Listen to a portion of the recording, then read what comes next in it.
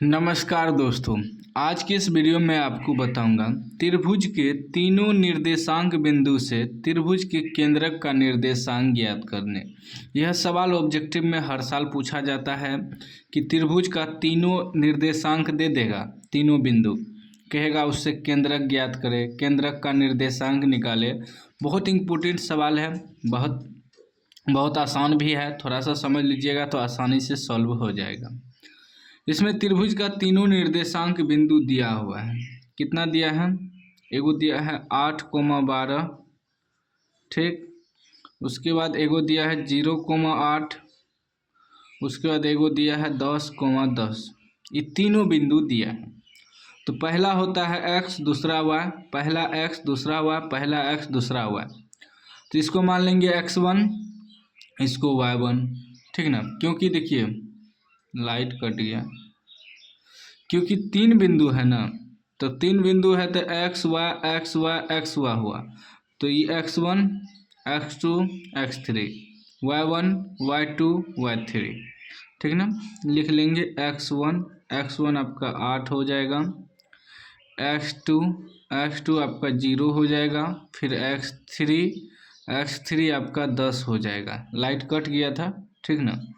फिर से मैं बना रहा हूँ, फिर देखिए लाइट आ गया, ठीक ना। यही होता है, इन्वर्टर नहीं है तो कभी लाइन कटता है, कभी कुछ होता है। जब वीडियो बनाने बैठते हैं तभी लाइन कट जाता है, मतलब प्रॉब्लम होते रहता है।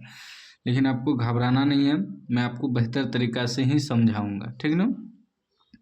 फिर y1 आपका 12 हो जाएगा, और y2 आपका हो जाएगा 8, और y3 आपका हो जाएगा 10। अब निकालना क्या है? त्रिभुज के केंद्रक का निर्देशांक लिखेंगे। त्रिभुज के केंद्रक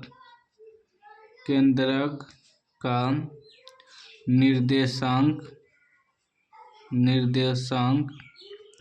बराबर सूत्र होता है x1 plus x2 plus x3 बटे 3, coma y1 plus y2 plus y3 बटे 3। यही होता है सूत्र। ये x के लिए हुआ x1 x2 x3 बटे 3, ये y के लिए हुआ y1 plus y2 plus y3 बटे 3, ठीक ना। अब बैठाइए तो सूत्र पे।